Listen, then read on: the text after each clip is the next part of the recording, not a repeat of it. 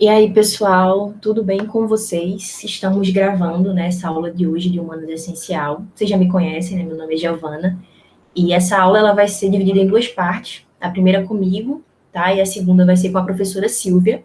Essa aula de hoje, excepcionalmente, a gente teve que gravar, né? Nem eu tinha disponibilidade, nem a professora Silvia, né, para fazer como usualmente a gente faz, né, com uma conversa pelo Meet. Mas enfim, a gente vai deixar tudo gravadinho para vocês, né, no YouTube, e quem não puder acompanhar agora também pode assistir depois e tudo certo. Então, gente, espero que vocês estejam bem, né, apesar de tudo, apesar dos pesares.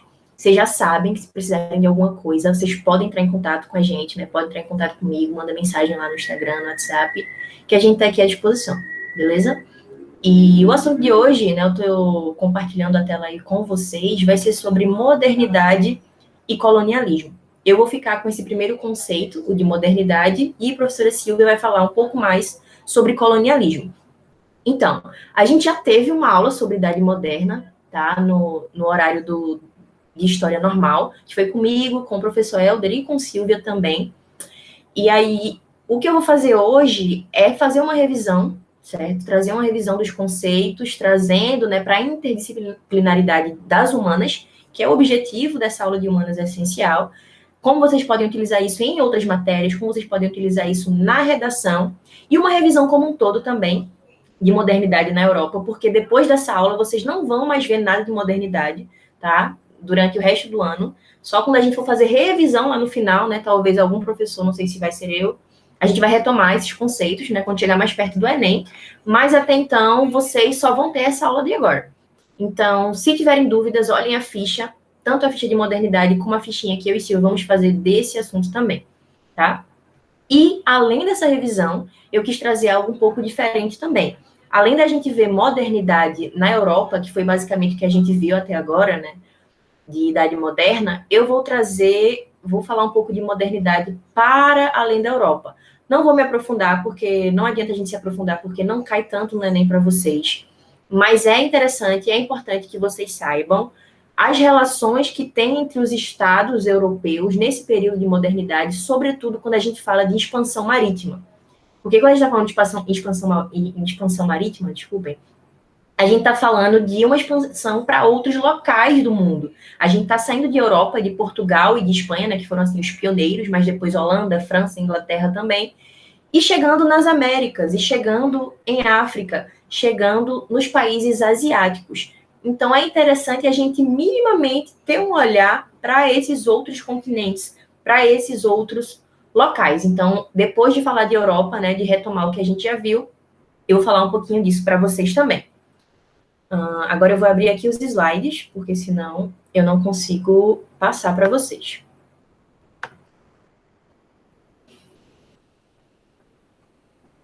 Só um minutinho que eu estou apresentando aqui, gente, para ficar em tela cheia, para vocês verem. Pronto. Então, modernidade, depois Silvia vai falar mais de colonialismo para vocês, né?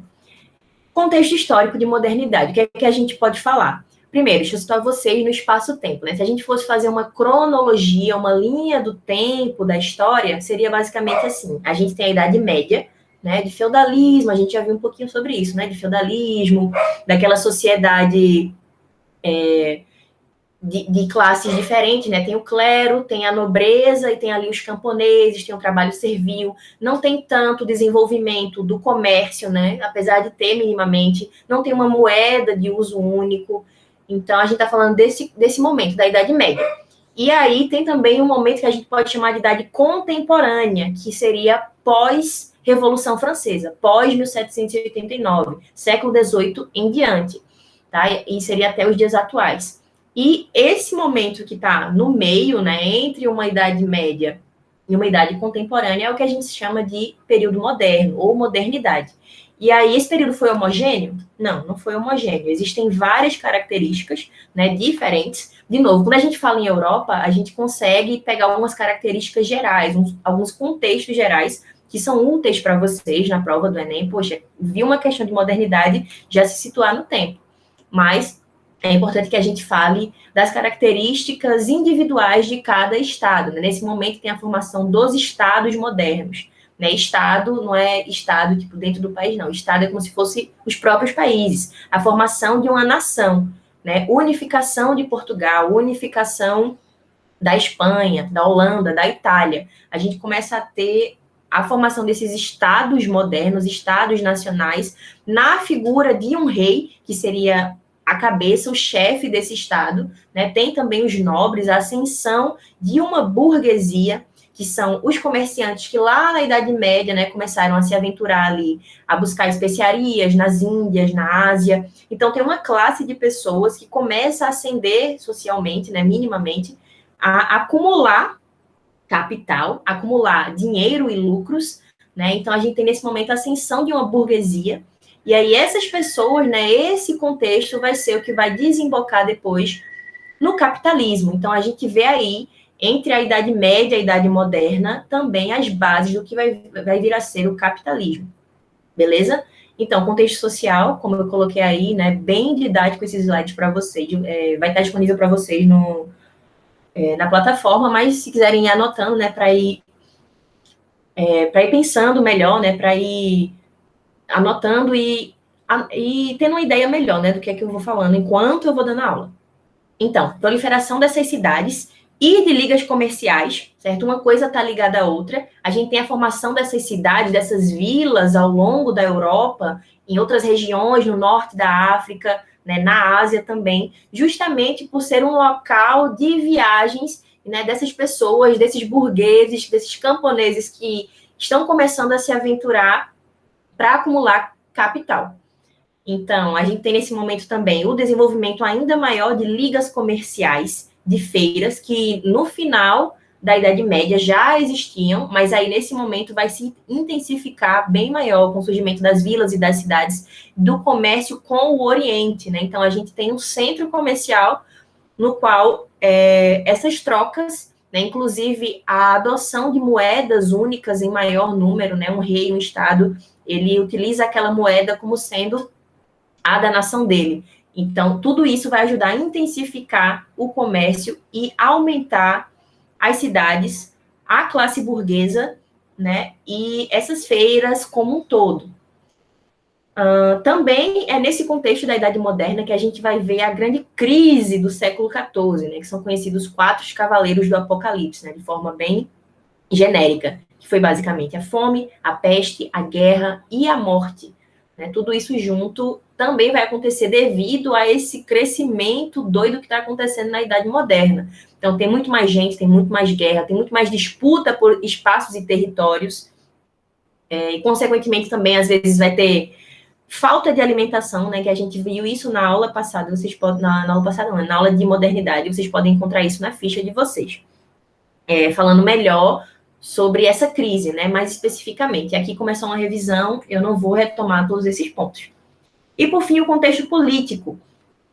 Desde da Idade Média, do período feudal, que já havia nessa superexploração do trabalho servil, mas ela vai continuar se intensificando. Ainda é uma sociedade de classes, por mais que agora tenha algum tipo de ascensão, né, com a classe burguesa, mas continua sendo uma sociedade ainda estratificada, com uma classe maior, né, sobretudo ali o rei, na figura do rei, e dos nobres que vão seguir explorando o trabalho servil.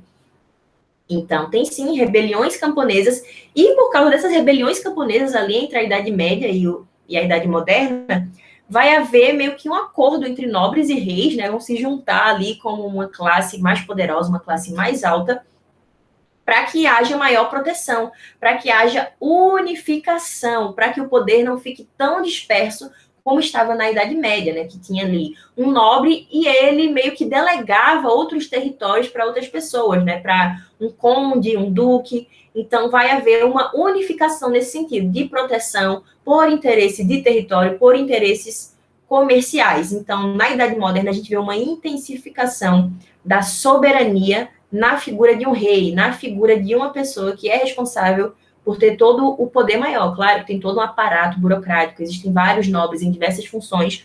Ele não tem o poder supremo, o rei, mas ele é uma figura autoritária durante todo esse período da Idade Moderna.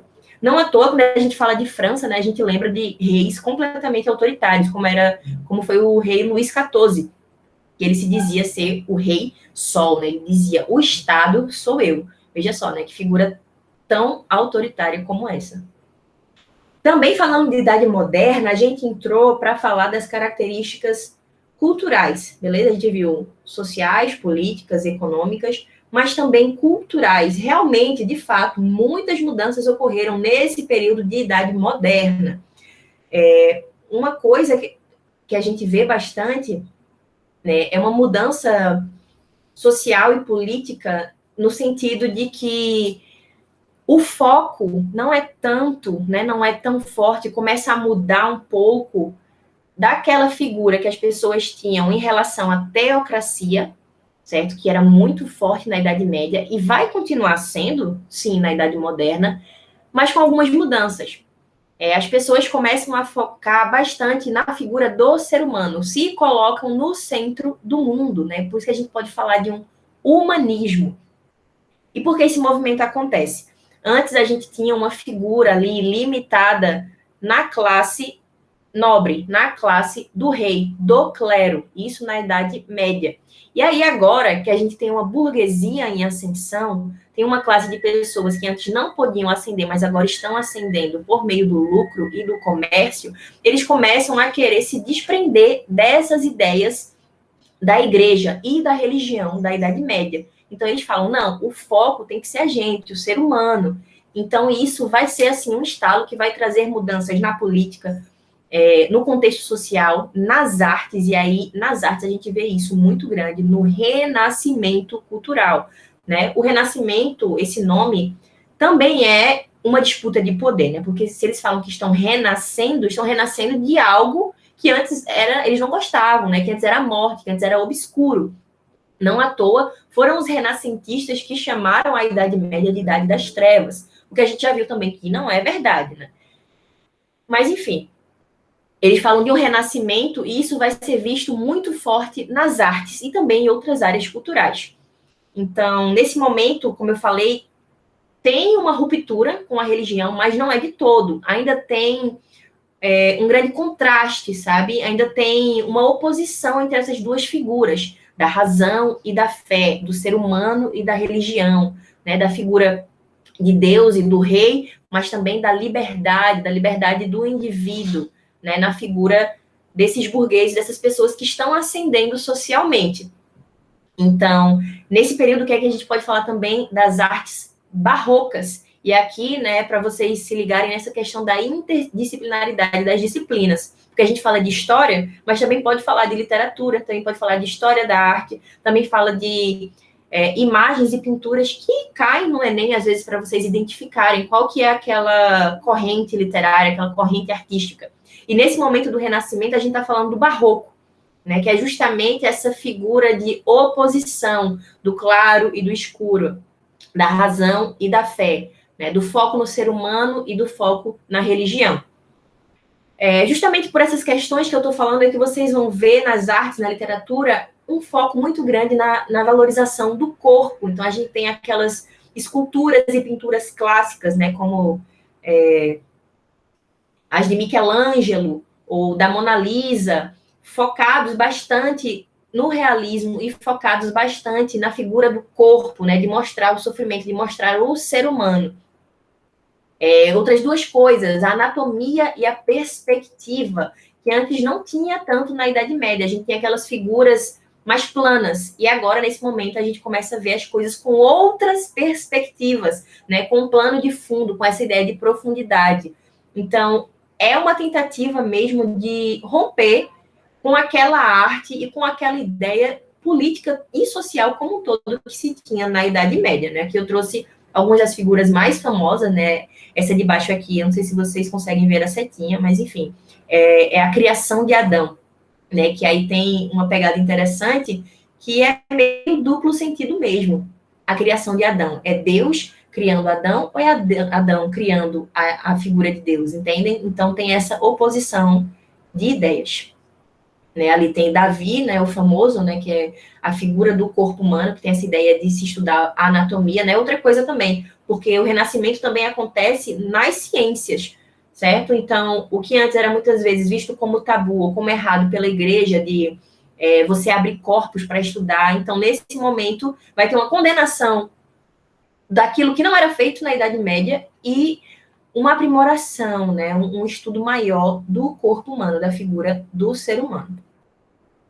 E aí a gente entra na literatura também. Eu acho que é interessante vocês terem uma noção boa disso aqui, justamente por essa questão, né, de que cai, né, em outras matérias, e também porque vocês podem utilizar isso aqui como chave de ouro na redação de vocês. Às vezes são assuntos bem genéricos, bem gerais, e que dá para utilizar como intertexto ali na redação de vocês, né? Vocês mostram que conhecem vários assuntos. Isso é uma das competências que é avaliada, né? Você mostrar que você conhece mais de uma coisa, né? Não só aquele texto motivador que ele te deu, não, que você consegue pegar um assunto diferente e colocar na tua redação.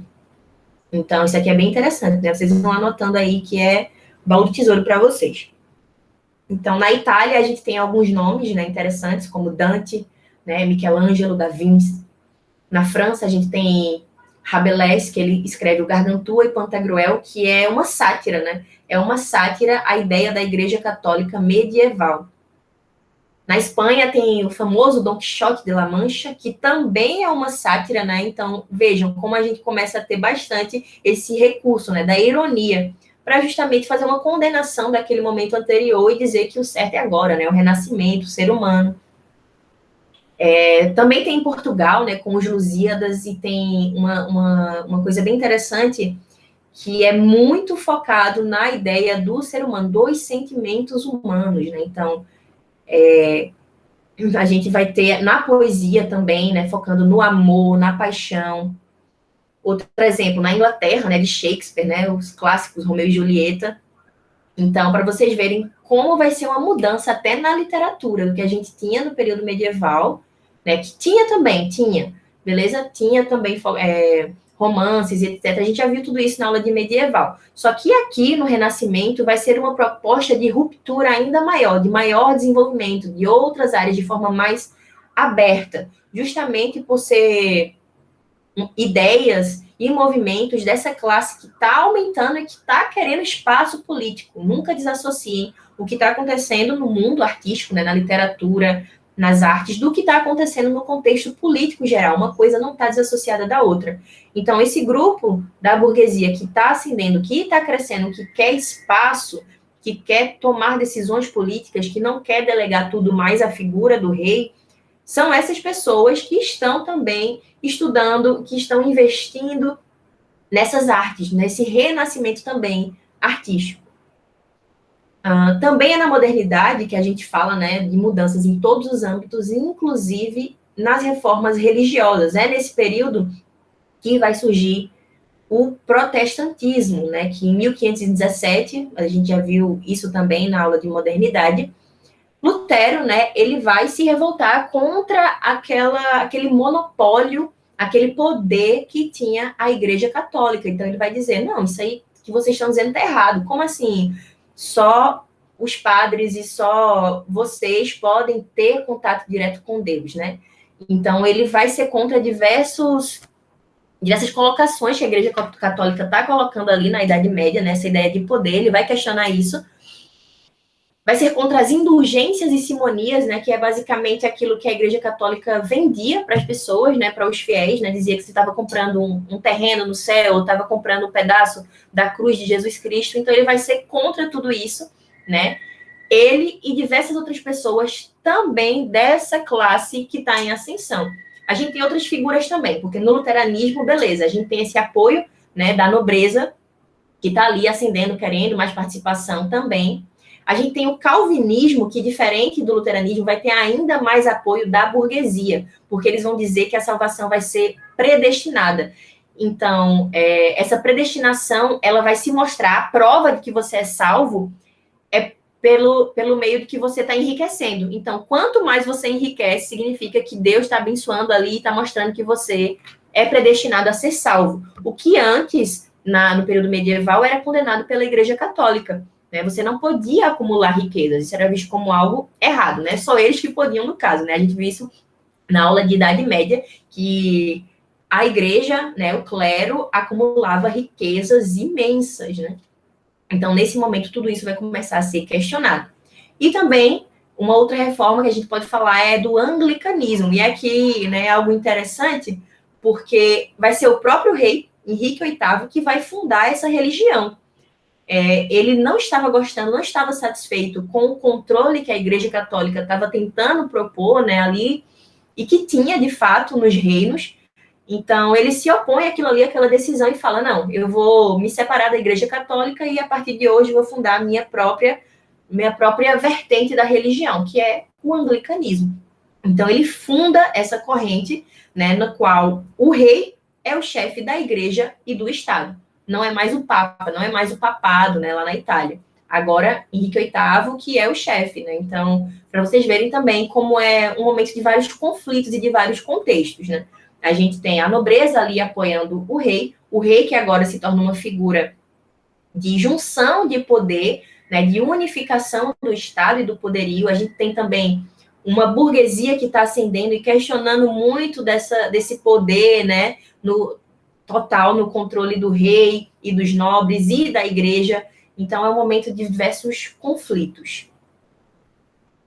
Bom, e aí a gente chega num outro ponto que é muito importante para vocês, né? E que na aula de modernidade, por causa do tempo, eu não tive tanto tempo de falar para vocês, né? Foi meio corrido. Então a gente vai retomar aqui, que é o da expansão marítima. E é um ponto crucial, é uma chave crucial a expansão marítima, porque foi por meio delas que muitas das riquezas, né, por meio de explorações e de invasões a outros locais, né, como nas Américas, como na África e no continente asiático, foi por meio dessas explorações e muitas vezes invasões que vai ter um acúmulo de riquezas na Europa. E aqui eu paro para abrir um parênteses, porque é para vocês sempre relativizarem e se questionarem quanto a ideia de um momento ser, tipo, só bom ou só ruim. Não, isso não acontece. O Renascimento condenou em diversas instâncias, diversas maneiras, a Idade Média, sim, condenou e, de fato, trouxe, né, algumas mudanças no sentido da literatura, né, de questionar aquela figura do rei e do clero, da nobreza, das explorações camponesas, deu uma possibilidade das classes das pessoas ascenderem, né, ter uma forma de vida diferente, mas a gente não pode ver como se fosse, né, a Terra de Mil Maravilhas, como se a Idade Média fosse realmente a Idade das Trevas, nada presta, e agora no Renascimento, na modernidade, tudo mudou, tudo é lindo e maravilhoso, porque não é bem assim. Tanto que foi nesse período de ascensão, né, da burguesia que começam essas expansões marítimas que vão trazer explorações e morte de quantas, né, pessoas, quantos povos originários indígenas nas Américas, quantos africanos escravizados que, a partir desse momento aí, século XV, XVI, XVII, foram trazidos, né, para o Brasil para ser mão de obra escravizada aqui. Então, é bom a gente sempre questionar, né, de quem está falando, para quem está falando, o contexto no geral do que aconteceu. Mas vamos lá, para as características gerais da expansão marítima. Houve maior circulação de comércio? Sim, de maneira antes inimaginável. Né? Conforme as técnicas navais vão aumentando, o comércio também aumenta, a possibilidade de você ir buscar especiarias nas Índias e vender a preços altíssimos, né? Como a canela, né? O açúcar brasileiro que vai ser plantado aqui por mão de obra escravizada, e vai ser levada para a Europa e vendido, né, como uma coisa caríssima, né, que só os nobres, a galera que tinha dinheiro que podia consumir aquilo ali, né, o açúcar. E aí, por causa desses preços enormes, desse comércio intenso, a gente vai ter uma grande acumulação de capital e cada vez maior disputa entre os estados pelos territórios para além-mar, né? Eu coloquei aí comércio com o Oriente, mas não só com o Oriente, né? Nesse momento vai ser uma expansão enorme de colônias. Então, a gente vai ter Portugal colonizando a terra do Brasil, né? Terras indígenas. A gente vai ter França fazendo o mesmo, Espanha fazendo isso na América do Sul, Inglaterra na América do Norte. E essa parte de colonialismo, depois Silvia vai falar melhor para vocês. Mas começa aqui, né? Começa na modernidade, nesse período aí todo que a gente viu de renascimento, de mudanças políticas, religiosas, sociais, é nesse momento da expansão marítima. E aqui eu coloquei esse mapa que é para vocês terem uma ideia, né, de algo que cai no Enem, que é da expansão marítima portuguesa. Esse local aqui, que está com a setinha vermelha, né, com a setinha não, né, com essa marcação vermelha, chama-se Cabo Bojador. Por que isso é importante? Porque isso cai também na área da literatura.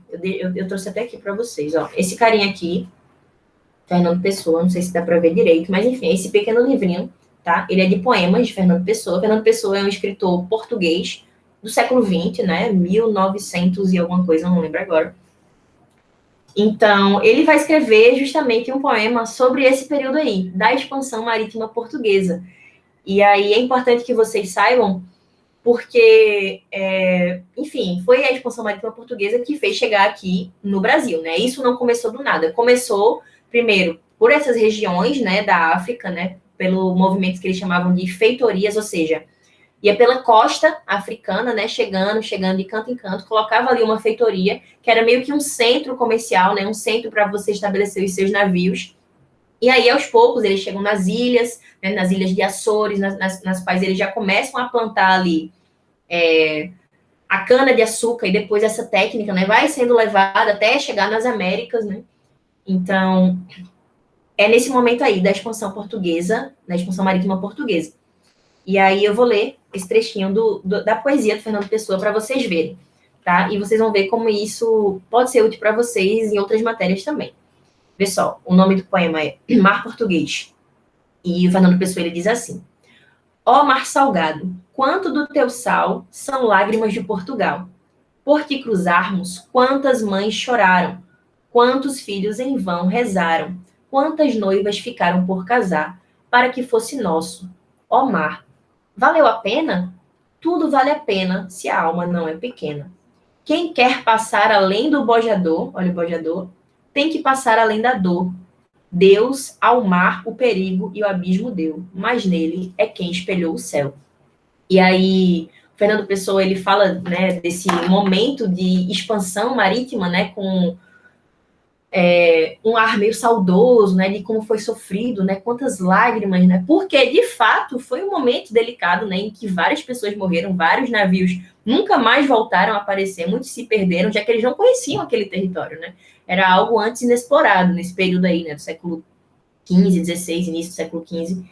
Então, é bem interessante vocês terem essa ideia, né, geral, de como mais de uma coisa toca em várias disciplinas e toca em vários contextos, beleza? E aqui do outro lado eu coloquei o Cabo da Boa Esperança, tá? Aqui no extremo sul do continente africano, que antes, na realidade, não era chamado de Cabo da Boa Esperança, era chamado de Cabo da Tormenta. Só que aí, quando os portugueses conseguiram finalmente ultrapassar ele, né? Conseguiram chegar lá no sul da África, e, enfim, encontrar um caminho de fato para o Oriente, né? Sem ser aquele caminho do Mar Mediterrâneo aqui em cima, tá? Do Mar Mediterrâneo que tinha um monopólio da Itália. Então, quando eles finalmente conseguem encontrar esse outro caminho, né? Eles mudam o nome de Cabo da Tormenta para Cabo da Boa Esperança. Então, vejam como os nomes, né? Eles são disputas de poder. Bom, e por fim, a gente pode falar de uma revolução comercial, que também tem a ver com a expansão marítima. São dois movimentos e dois momentos que se complementam. A revolução comercial aconteceu por causa da expansão marítima e vice-versa, né? Uma vai acontecendo simultaneamente com a outra. Então, nesse momento, a gente pode falar de mercantilismo. E o que é o mercantilismo? É uma grande intervenção do Estado, da figura do rei, na economia, né? Ele tem interesse aqui naquilo ali, ele quer expandir, ele quer colonizar outros territórios, então ele vai colocar o máximo de dinheiro possível, né? Ele vai dar ali o jeitinho dele. O Estado vai estar o tempo todo intervindo na economia ao seu favor. Então a gente pode chamar isso do mercantilismo. E aí começam, né, como eu já falei no começo, aquelas bases do capitalismo, porque a gente tem um acúmulo de capital, tem uma classe burguesa interessada em acumular dinheiro, em acumular lucros, em colonizar outros espaços, né, na África, na América, a fim de lucrar. Então, isso é o capitalismo, né? Você se movimentar e você tomar decisões tendo em vista o capital, o acúmulo do capital. Nesse momento também a gente pode falar desenvolvimento no sistema bancário. E aí o que é que isso quer dizer? A gente tem pelo menos 3 aspectos para falar sobre isso. Primeiro, metalismo. Significava dizer que quanto mais metal você tinha, quanto mais ouro, quanto mais prata você tinha, mais rico seu estado seria. E daí o interesse também dos estados europeus em invadirem, explorarem as suas colônias em busca de ouro, de metais preciosos. Né? A gente vai ver isso na América do Sul aqui, vai ver na América do Norte. A gente pode falar também do colbertismo. O que é o colbertismo? É o interesse em itens de luxo. Isso vai ser muito aplicado na França, beleza? Vai ser muito aplicado na França porque esses itens, essas especiarias, seja o que for, tecidos, sedas caras, itens difíceis de se encontrar, né, que está lá nas colônias. Então, eles vão focar muito nisso. Quanto mais itens difíceis e de luxo você tiver, melhor, mais rico vai ser o seu estado. Isso é o colbertismo da França, né? E tem esse nome, colbertismo, porque quem fez foi o ministro das Finanças da França, chamado Jean Colbert. E, por fim, a gente pode falar da balança comercial favorável, que significava dizer que seria mais interessante para os estados ter maiores exportações do que importações. Exportações é para fora, tá? Importações é para dentro. Então, quanto mais eles exportassem, quanto mais eles vendessem, melhor. Por quê? Quanto mais ele vendesse, mais ouro entrava. E quanto mais ouro entrava, né, segundo a ideia do metalismo, seria melhor, mais rico você seria. Quanto mais ouro você tivesse estocado no seu país, nos seus bancos, melhor seria. Então, a balança comercial favorável foi a busca que os reis tiveram, né, que os líderes dos estados tiveram, para manter maior o seu nível de exportações para fora do que o nível de importações para dentro. Tá? Então, quanto mais vender e menos comprar, melhor. E aí, nesse momento, a gente fala, como eu já falei para vocês, da criação dos Estados-nações, de uma ideia de nacionalismo. Eu sou francês, sou português, sou espanhol, sou holandês. Né? Essa ideia de unificação que servia a favor dos nobres, né, dos burgueses e dos reis, né, como um todo, dessas pessoas, desse grupo que está querendo lucrar, que está ascendendo socialmente, e para isso ele precisa se sentir pertencente de algo, já que ele pode ter, se algo der errado, né, ou se ele precisar de algum tipo de incentivo financeiro, ele pode pedir ali ao rei, pode pedir aos nobres. Então, tem a ideia também de um Estado paternal. E aí, por fim, a gente fala do conceito de imperialismo. Então, porque quando a gente tem um Estado paternal, um Estado mercantilista, com essa grande ideia de Estados-nações, a gente pode falar do nascimento, do surgimento de um império. E aí são esses impérios que vão colonizar outros espaços, né? E esse movimento de impérios, de Estados-nações, colonizando outros espaços, é o que a gente conhece por imperialismo. Beleza? Bom, gente, então, esses são os principais aspectos quando a gente está falando de Europa, de Idade Moderna na Europa. Só que aí, o que é que eu quis trazer aqui de diferente? Eu quis trazer a modernidade para além da Europa, os mundos misturados.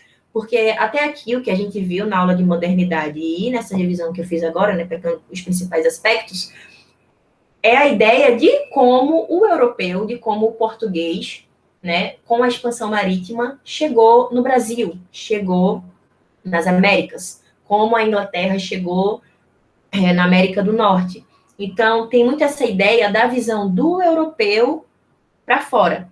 Então, eu quis trazer um pouquinho para vocês desse movimento de a gente fazer um movimento invertido, tá? Da visão do indígena, da visão do africano, da visão do Oriente para o europeu. Claro que a gente não vai se aprofundar nisso, né? Porque não é do nosso interesse aqui, né? O Enem, o que cobra mais para vocês é realmente de modernidade é a Europa, mas não dá para desvincular um assunto do outro, tá? Então, a gente não pode ter uma visão dualista, que sempre opõe, por exemplo, os vencedores e os vencidos, né? Os colonizadores e os colonizados. Não, é um movimento muito mais complexo de interação. Na mesma medida em que portugueses se americanizam, né? Que levam muito da sua religião, a religião católica, por exemplo, para os indígenas daqui, né, do Brasil, na mesma medida em que isso acontece, o contrário também acontece, né? A cultura, a política, a organização social, ela não é apagada, ela não é diminuída só em uma medida, né? Também é um movimento de troca, de mescla, de algo que vai ser heterogêneo, né? De mistura mesmo. E, na verdade, mais uma coisa sobre isso é que também a gente não pode ver isso de uma maneira romantizada. Como assim? Alguns autores, né, na historiografia, eles vão acabar fazendo esse movimento, como, por exemplo, Gilberto Freire. Ele vai acabar falando e dando a entender como se o movimento de Portugal e da escravização portuguesa como se tivesse sido algo brando, sabe? Algo que foi paternal, uma ideia de família. Então a gente tem que ter um pouco de cuidado também para não romantizar. Beleza. É um movimento que acontece dos dois lados. Sim, na medida em que os europeus estão se americanizando, os indígenas também se europeizam, né? A gente pode falar assim, dessa forma. Isso acontece, mas de maneiras muito complexas, né? Por meio de lutas, de resistências, de negociações, né? De imposições, de fugas. Então, são coisas que não são homogêneas, beleza? Então, eu peguei um aspecto da modernidade, né? Que se chama monarquia católica. Onde é que a gente vê a monarquia católica? Vê, sobretudo, em Portugal e na Espanha, que é o que nos interessa mais, já que fala sobre a América Latina, América do Sul. Então, a gente, quando olha a monarquia católica da Europa, a gente não fala só de Europa. Se eu falo modernidade, se eu falo de Portugal, beleza, eu estou acabando falando só da Europa. Mas quando eu falo monarquia católica, não. Porque a monarquia católica, ela expande seus territórios. Quando Portugal chega aqui, quando Portugal chega em outros locais, na África, ou no Oriente mesmo, ela tem essa troca, tem essa ideia de colocar a monarquia católica nesses outros espaços. E aí o que é que vai acontecer? Vai ser um objeto, né, para a gente estar tá olhando, né, a monarquia católica, que reúne vários continentes, aproxima e conecta várias formas de governo, de exploração e de organização social. Então, a gente vai ter interação entre o cristianismo católico, sim, entre as religiões do Oriente, entre o Islã, por exemplo, e os cultos americanos e africanos das Américas e da África. Então, quando a gente fala dessa troca, né, das expansões marítimas da modernidade, a gente fala disso mesmo, de troca, sabe? Então, a gente vai ver isso, por exemplo, não só na cultura em si, mas também na religião, também na política, também até nos itens que são consumidos. Um exemplo disso é, por exemplo, o tabaco, que era consumido por indígenas aqui nas Américas, mas aí, em certo ponto, ele vai ser levado para a Europa, vai ser consumido lá também. Até nas interações musicais, nas interações religiosas, tudo isso vão começar a ser vistas mudanças nesse momento aí que a gente chama de modernidade. E claro, né, abro parênteses, sempre com cuidado para a gente não romantizar isso, para ver isso como o que de fato foi, né, como disputas. E aí eu lembro até de uma frase que tem no livro chamado Brasil, uma biografia. Esse livro foi escrito por duas historiadoras, a Lilia Schwartz e a Heloísa Starling, e elas escrevem assim: o Brasil erigiu pontes culturais, e de fato, né, diversas pontes culturais, que se a gente pega a cultura africana, a cultura ameríndia e a cultura europeia, asiática, né, são pontes culturais. Então, o Brasil erigiu pontes culturais e muros sociais, porque é para a gente ter essa visão das disputas, né, das lutas desses povos, sobretudo quando a gente fala de resistência africana, de resistência indígena, para a gente tomar o cuidado da gente não apagar essa história, né, do protagonismo dessas pessoas, né, nesse momento da história, né, de pessoas africanas que foram tiradas das suas terras, que foram escravizadas e trazidas aqui para o Brasil, ou então de pessoas indígenas que viviam aqui no Brasil e tiveram seus territórios invadidos, seus territórios explorados, que também foram utilizados como mão de obra escravizada, sobretudo ali no começo do século XVI, né? Os indígenas foram muito utilizados como mão de obra escravizada, deixaram de o ser mais tarde, sobretudo porque a mão de obra africana era mais lucrativa, tá? Não pensem que era por nenhum outro motivo, não. Não é porque o indígena era fraco, era preguiçoso, não. Isso é mito, tá? Isso é mito.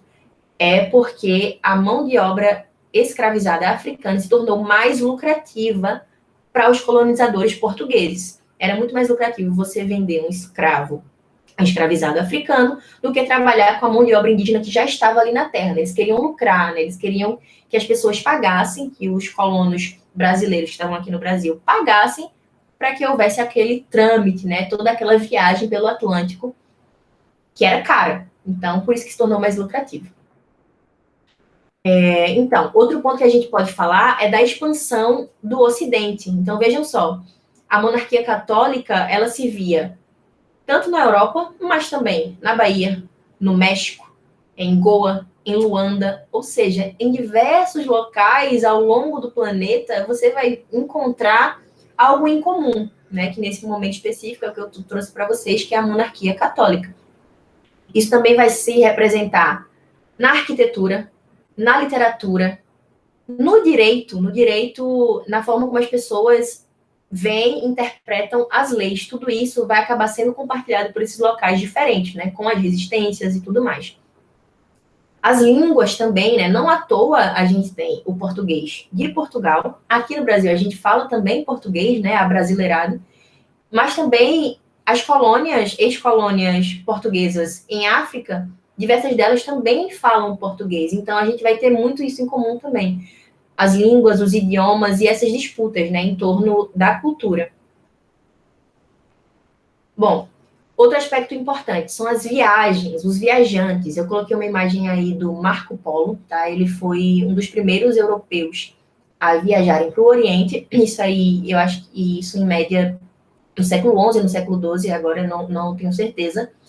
Mas para mostrar para vocês que essas viagens já ocorriam e que essas pessoas já viam esse tipo de interação, né? Com outros mundos, né? Com outros modos de organização social. Então, esses deslocamentos, eles aconteceram em diversos lugares para além da Europa, né? A modernidade, o Renascimento, né? Não é restrito na Europa, né? As artes do Renascimento, a religião, não foi restrito na Europa. A gente precisa expandir os nossos olhares, tá? Então, as terras da monarquia são terras de mesclas, de confrontações e de conflitos. São margens sempre em contato com outros universos, né? Estas sociedades híbridas superam as fronteiras da monarquia. Então, foi aquilo que eu falei, superam as fronteiras só de Portugal, só de Espanha, né? Só da Inglaterra. Bom, gente, deixa eu ver se tem mais um slide. Não, não tem. Acaba aqui. Deixa eu voltar.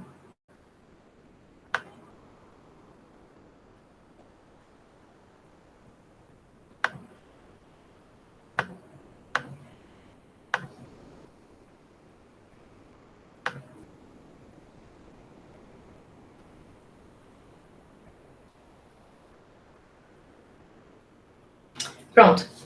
Então, gente, o que é que eu quis trazer para vocês de diferente, né, nessa aula de modernidade? Eu espero que tenha ficado nítido, né, e claro, que é trazer para além da Europa um olhar para outras sociedades, né, um olhar pós-colonial, né, ou decolonial, né? Eu gosto desse tipo de estudo, é um tipo de estudo que surgiu a partir da década de 60, né, 1960 em frente, que é basicamente você querer fazer esse movimento de troca, as próprias pessoas, né, os próprios grupos que foram marginalizados, né, ou seja, os grupos indígenas, grupos africanos, né, grupos, quando a gente fala de Ásia, do Oriente, são esses próprios grupos escreverem a sua própria história com a sua própria perspectiva, e não só aquela perspectiva da Europa sobre o mundo, sabe? Que é o que muitas vezes a gente acaba vendo, né, quando a gente está estudando. Então, é preciso fazer esse movimento de relativização, né, e de olhar com outros olhos, de problematizar mesmo. Peraí, será que o Renascimento foi só isso? O Renascimento foi só a Europa? Né? Esse período que compreende o século V até o século XV só aconteceu na Europa? O que é que estava acontecendo no resto do mundo? Né? O que é que teve de diferente? O que é que teve de interação cultural, de mudança política, de mudança social? E houve, sim, de fato, a gente viu um pouquinho hoje que realmente houve. Então, não cabe para vocês se aprofundarem, mas é importante, é interessante que vocês vejam, né, pelo menos toque na cabeça de vocês esse assunto, né, como para além da Europa, modernidade, renascimento, esse período, século XV até o XV, não é só a Europa, tá? A gente fala dele, é importante, realmente houveram rupturas, né, com aquilo que a gente tinha na Idade Média, mas não para só aí, tá? Então, gente, eu vou ficando por aqui, tá? Se vocês tiverem mais alguma dúvida, se quiserem comentar sobre alguma coisa, quiserem indicação de filme, série, de livro, falem comigo que a gente conversa mais. E aí agora, Silvia vai conversar um pouquinho com vocês sobre colonialismo, tá? Tchau, tchau, gente. Brigadinho e até a próxima.